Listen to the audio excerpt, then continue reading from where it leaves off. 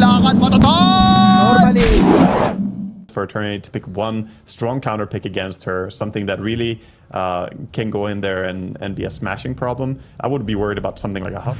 And looking forward to seeing what they're able to put together with. So in the end, you back to the top lane. You look at Bloodseeker, by the way, that's 5 stacks on they're him. He is diving in him. trouble.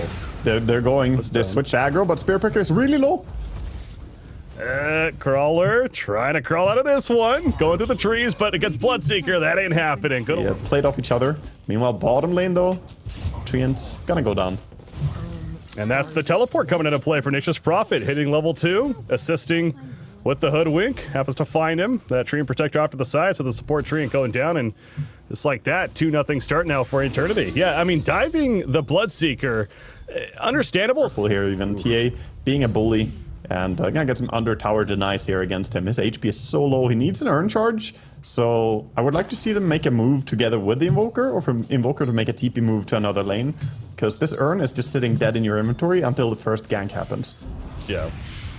Oh, is he in nice. trouble here? Yeah, he is. I was gonna say. I mean, Snow just going up and just like, all right, you're gonna stand there with not much life. I'll take advantage. Thank you There very we much. go. First game of NA DPC, and I get blessed with a laning stage solo sideblade kill. That's beautiful. Well done by Snow. Really nicely positioned. Top lane. Well, bottom lane also. There's action all over the place. boy. But to the top lane, there's 5 stacks on Bloodseeker. We've seen this before, though. This time, more levels to work with. You see the armor also applied to the Bat Rider as they're diving the tower again. 7 stacks of that sticky napalm. A couple more auto attacks should do it, and there. It's just so good. Yeah, again, the global presence, the idea that you can, of course, use on towers as well, and you know you're dealing with somebody like a Nature's Prophet here, who's notorious for killing those towers. Top lane, speaking of killing, that's going to be a kill for Bloodseeker, and guess who's there? It's Invoker assisting. Middle lane. Meanwhile, though, it's a kill on a Hoodwink, so eye for an eye, they say.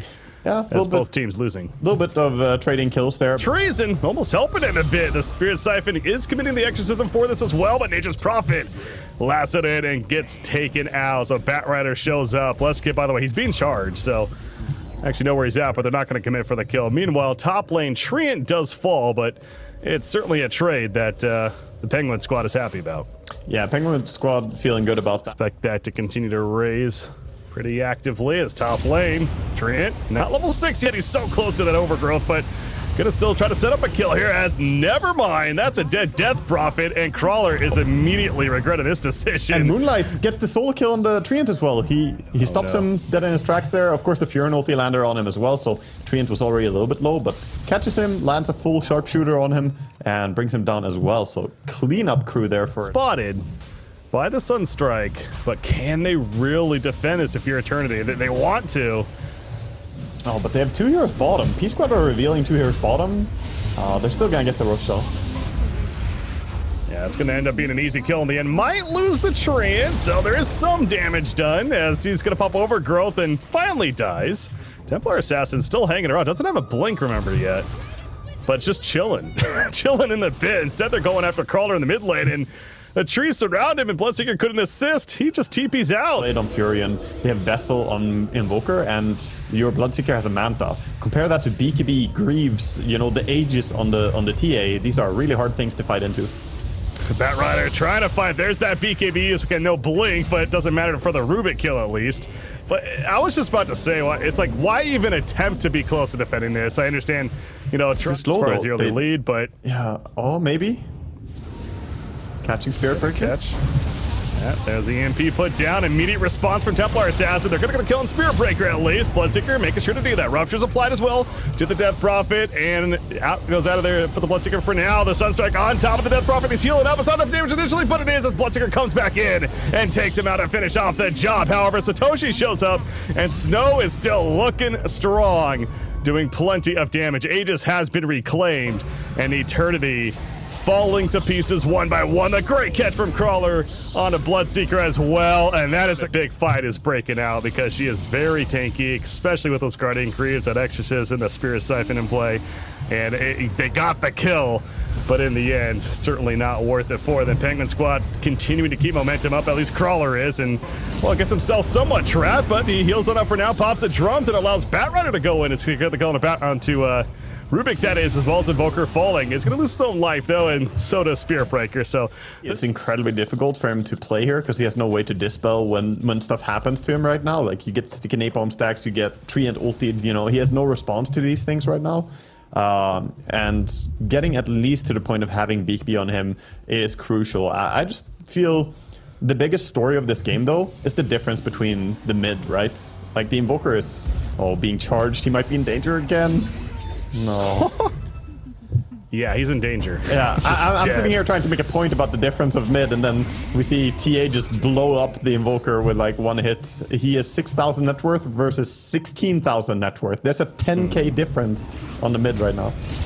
Yeah, that ain't too good for the side of Eternity. They're still trying to fight strong. Rupture is up on Death Prophet, but with the Siphon and plenty of teammate support, including a lasso, there's not much hope for the Bloodseeker. Harder games have been won, that's for sure. Like, you can recover this, but right now, with Roshan being on the table, I think they're aware because they sent in the Forge Spirit to scout it. So they have the information that Roshan is being taken right now. They need to get Bloodseeker over there. And the Exorcism order being committed, so hard to fight into, so hard to fight into this Overgrowth as well. Batrider with the immediate lasso onto Invoker. 3 are dead just like that. It's going to be a 4th. As Nature's Prophet eventually burns down to the ground. Snow credit with the triple kill. The bash is on a Bloodseeker, keeping him locked down completely, and here comes Snow to set up the ultra kill. That was... And now... Try and play the map. And this is the thing I'm going to look out for throughout this division too, as top lane. Yeah, they're just going to make their way up here and get the easy kill on a Bloodseeker, is finishing games, right? Because even at the top, the highest of levels, there still seems to be that issue sometimes with some of these teams that's like, okay, they have great laning phase, they're doing everything right with the strategy earlier on, but it's then actually the decision making to truly finish the game. It's sometimes you get caught up in your own head, like you understand that you have a good lead, but it's like, the game's not over, you know, almost put pressure on yourself to do so. You start making some dives that are unnecessary and things can turn around. Speaking of that, Templar Assassin got the kill. It's gonna end up burning the Aegis, so there's something there. What's the lockdown like? No, there's too much support nearby. Bless Snap or Earn and Fade Bolt, but it's not so important for him. Oh, Batrider. It's going to be ruptured up. He's definitely dead. Just a matter of how much can he do in return. Well, they get the turn code of Bloodseeker. Finally goes down. Overgrowth helps to set up a kill on a Rubik, though. DP out from Skyward. Never mind. That's actually going to be canceled and just stands his ground for the time being, but... Skyward is just fine. He walks away. Just walks out.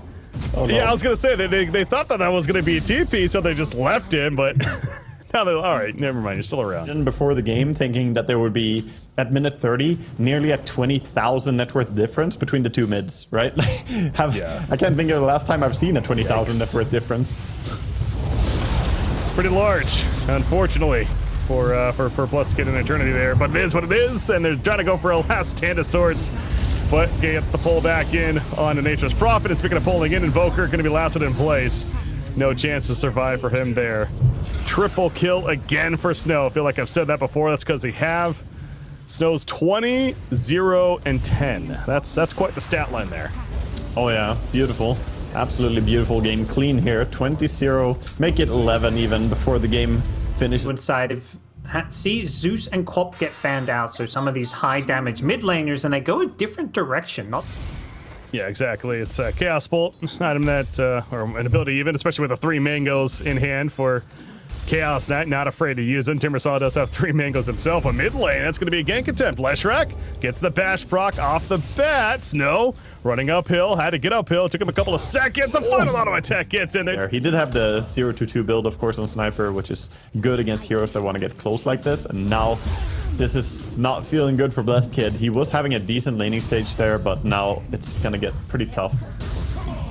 Well, an eye for an eye at the bottom lane. That Tombstone, that's Undying at his best. He's dead, but he's still doing work thanks to the zombies. Running after Broodmother, the spear connects, and another auto attack, not even needed. In fact, Issa gets credit for the kill. Yeah, the zombies were doing so much damage. He just needed to lock them down and... Kill in the end right there. It's still that presence you're always thinking about, right? It's like what Zeus is in that game. You know, You know, you may not die, but if you're very low on lives, like, oh crap, you know, I got to make sure to stay alive to have just enough life against that. So, but speaking of Spirit Breaker, goes back into the top lane, and this time it will set up in a kill. There's no just imaginary stuff happening. Yeah, that was clean, and I like the choice to play towards the strongest and get the arena down. Hoodwink still doesn't have a point in E, so couldn't react to that. No way to get away. I think he really needs 1 point scurry so he can position a little bit faster.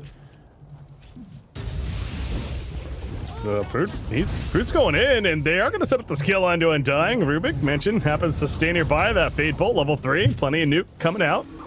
So the kill on Undying. Spirit Breaker shows up late and immediately regretting that decision. It gives a double kill to Broodmother. So one thing for the Undying to get killed right there, but another thing for Spirit Breaker to get taken out. Gotta be careful. There's still a Rubik coming around. Being slowed. Is there any TP support? There is. Timbersaw now shows up, and here comes Undying as well. So it's turn potential now for Penguin Squad. They're going to get Rubik. He got healed up. Never mind. It's not going to be enough. He just gets that. Chose to start pushing. I wish he would send his spiders right now to tank for a catapult even, for a tier 2 tower. For now, focused on farming that jungle, but minded to be focused on responding right here because Penguin Squad, they are keeping up the pressure, timing the Ancients over here and getting a free kill on a Hoodwink, and Timbersaw wants some more. He's, you know, might not get a kill in the end, but just look at the space being created right now by the Timbersaw alone. It is gonna go yet again for Rubik. Another Timber Chain in, has another one coming up in a second. He cuts down the trees. There's a Chakram, and there's the kill on a Rubik. And if they get Chaos Knight, that is massive for Penguin Squad. The arena done in time though. He skirts on through and survives. That is big for Eternity. A death on Chaos Knight there would have been not good. I don't think Skyward can go and join here. He's trying for Broodmothers. You want to build your home, right? Broodmother wants to take over a lane and own that lane and completely just have that area be hers. This what we're seeing right now is a very sad little homeless arachnid. Oh my god, they're diving in for more. Waga, it's been 30. Oh, big stun, by the way. This is some damage from Bloodskin. A chance for Eternity has the Bloodstone activated, and they're going to get the turn kill on a sniper. So an opening for Eternity now. Can they get more with this? It doesn't look like it. Leshrac and immediately makes a play with it. Oh, and again, Spearbreaker wasted charge bottom. They could maybe catch him here right now. He doesn't have charge ready. 4 seconds. Yeah, he's beefy though. Yeah, he is going to get the charge and avoids the stun. No. Oh, never mind. Spear. Yeah, Nether Strike at the last second, so they're gonna kill Hoodwink. They said Timbersaw, but now the show up from Ravish. However, Leshrac, it's not a guaranteed kill. That Pulse Nova ticking, and Ravish having to run out of his own arena. It's not often you want to see that. Spear from Rubik, not enough to land though. Satoshi manages to live. Got a rip heal as well coming out from Undying. Now it's Penguin Squad's turn apparently. However, Blessed Kid pops a Blessed, and immediately Penguin Squad respects that as they should. Well, look at Sniper. He's coming in. Well, he's gonna blow up Rubik. Broodmother is nearby, and the stun on the Timbersaw, but another great rip heal from East, keeping his teammate alive. The reactor arms on the spear off through this time. Mars gets the kill on Leshrac. They did kill Timbersaw, but apparently we're still continuing. The fight won't end. Crawler, Bash Brock off the bat. The follow-up damage on a CK, though, is not enough. Sniper a little too far away, and of course, Arena still on cooldown for 40. Bottom, Sniper, talk about a prime target. He has Aegis, but he's by himself. Oh, he's got no TP. Oh, this is awkward, they Sniper. scan him. The scan hits. They know he's over here somewhere, but here comes Spirit Breaker and the rest of the squad. So Snow getting some timing. Skipper goes right for him, but in the front lines, Spirit Breaker having to take all the damage from that Chaos Knight. He eventually gets taken out there. Mars is up in 5 seconds, by the way. Timbersaw keeping things slow. Chakram through. BKB from Leshrac. There's a plus zone. That BKB is going to be running off in a second, however, with Mars now coming back up. This feels like a good decision for Eternity, at least making the call. Mars they understand what's going on, but Mars, Blink is on cooldown. He used it to get this close initially, but they do catch up to Broodmother, and they're not going to stop hunting. They want more, and finally the arena goes off and catches Blessed Kid. Bloodstone on cooldown for 10 more seconds. He is going to evaporate. Oh, Jesus, seemed like Eternity had some hope, but yeah. The issue is that they don't have a rich Rubik with Blink as well. He only has Aethelens, so the initiation is still going to be either CK or Leshrac going in, unless Rubik can get the range for the lift.